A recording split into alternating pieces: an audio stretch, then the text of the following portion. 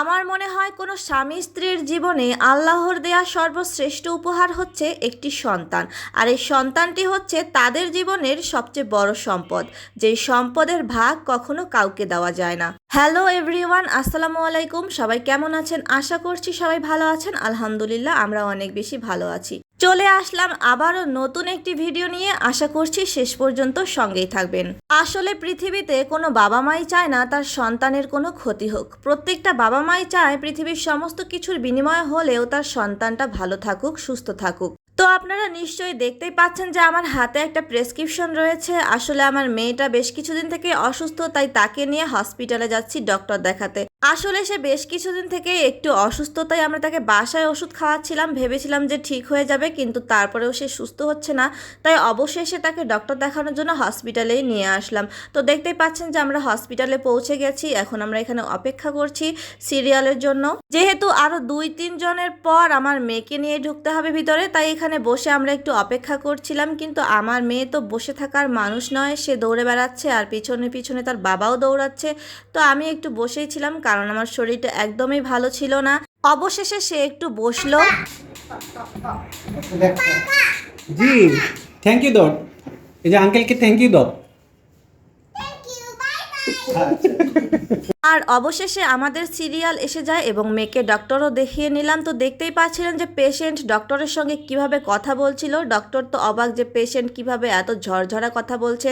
আসলে সে অসুস্থ হলে কি হবে, তার দুষ্টুমি কিন্তু একটুও কমেনি। সারাটা দিন শুধু দৌড়াদৌড়ি আর ঘরের জিনিসপত্র এলোমেলো করা, এই হচ্ছে তার সারাদিনের প্রধান কাজ। তো শেষ পর্যন্ত ডক্টর দেখানো শেষ করে আমরা হসপিটাল থেকে বেরিয়ে পড়েছি। তো রাস্তা দিয়ে হেঁটে যাওয়ার সময় রাস্তার ধার দিয়ে বিভিন্ন ধরনের দোকান দেখতে পাচ্ছিলাম। বাচ্চাদের খেলনার দোকান, জুতার দোকান, আরো বিভিন্ন ধরনের দোকান। তো আমার মেয়ে খেলনার দোকানগুলোতে একটু খেলনা দেখছিল, কিন্তু সে কোনো খেলনাই কিনলো না। তো আজ আমি বাসায় রাতের জন্য কোনো রান্না বান্না করার সময় পাইনি, কারণ বাচ্চা অসুস্থ থাকলে কাজও অনেক বেড়ে যায়। তাই রান্না বান্না করার জন্য মন মানসিকতা একদমই ছিল না। তো আরিশার বাবা বলল যে এত রাতে গিয়ে রান্না করার কোনো দরকার নাই, চলো বাইরে থেকে একটু তেহারি কিনে নিয়ে যাই, রাতের খাবারটা চলে যাবে। আসলে সে কিন্তু জানে আমি তেহারি খেতে অনেক বেশি পছন্দ করি, তাই সে কিনলো আর কি। তো খাবার দাবার কেনা শেষ করে আমরা আবারও একটু রাস্তা দিয়ে হাঁটছিলাম। তো রাস্তার ধারে একটা ভ্যানে করে দেখতে পাচ্ছিলাম যে অনেক ধরনের জিনিস বিক্রি করছে। এখানে কিন্তু বাচ্চাদের খেলনা থেকে শুরু করে রান্নাঘরের জন্য বিভিন্ন ধরনের জিনিসপত্র রয়েছে। তো আমি আর আমার মেয়ে মিলে দোকানটাতে এই জিনিসগুলো একটু দেখছিলাম। তো দেখতে দেখতে আমার হাতে একটা নারকেল কুর্নি দেখতে পাচ্ছেন। তো আমি এইটা নিয়েছি, আমার কাছে এটা বেশ ভালো লেগেছে। বাসায় একটা আছে, কিন্তু ওইটা দিয়ে নারকেল করার সময় হাতে অনেক ব্যথা হয়ে যায়, তাই এইটা আমি নিয়ে নিয়েছি। আর আমার মেয়েও 2-1টা খেলনার জিনিস এখান থেকে কিনে।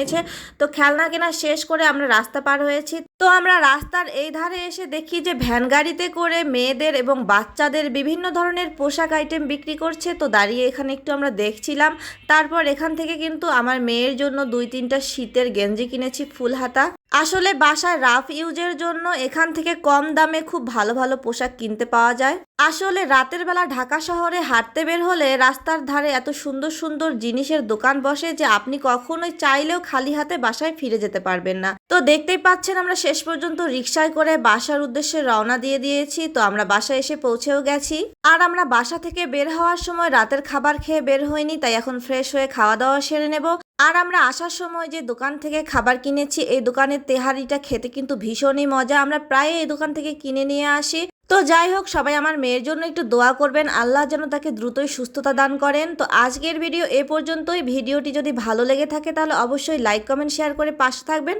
দেখা হবে পরবর্তীতে অন্য কোনো নতুন ভিডিওতে। সে পর্যন্ত সবাই ভালো থাকবেন, সুস্থ থাকবেন আর আমাদের জন্য অনেক বেশি দোয়া করবেন। আল্লাহ হাফেজ।